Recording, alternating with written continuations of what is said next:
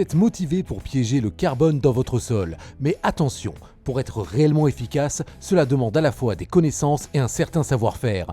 Nous sommes allés à la rencontre d'un expert qui nous livre son top 3 des pratiques les plus performantes pour séquestrer le carbone. En fait, la biomasse du sol, elle va se faire transformer en humus par majoritairement deux types de micro-organismes, les champignons humificateurs ou les bactéries humificatrices.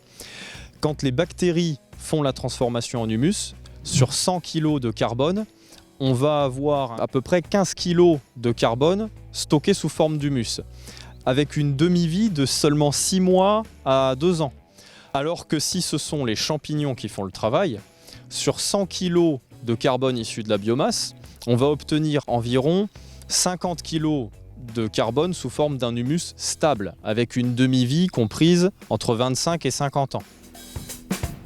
Notre première pratique serait donc de privilégier l'action des champignons plutôt que celle des bactéries. Quelques conseils. Alors peut-être que la première pratique à recommander, ce serait d'apporter des résidus les plus matures possibles au sol, c'est-à-dire des résidus riches en lignine et en cellulose.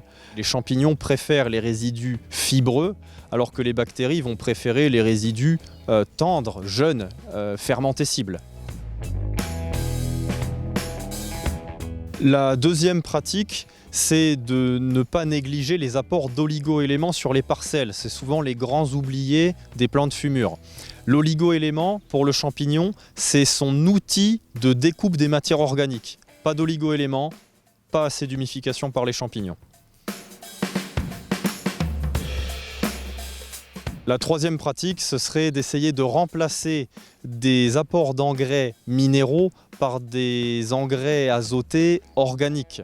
En fait, l'azote minéral, c'est un outil de découpe pour les bactéries. Et donc les bactéries vont utiliser cet azote minéral pour déstocker du carbone de votre sol. Il est judicieux d'essayer d'apporter par exemple des fumiers, des lisiers ou même des bactéries fixatrices de l'azote de l'air, par exemple des azotobactères, qui peuvent nous éviter d'apporter une centaine de kilos d'engrais azotés. Pour résumer, privilégier l'action des champignons, ne pas négliger les oligo-éléments et apporter des engrais organiques sont autant de leviers qui devraient optimiser la séquestration du carbone dans vos sols.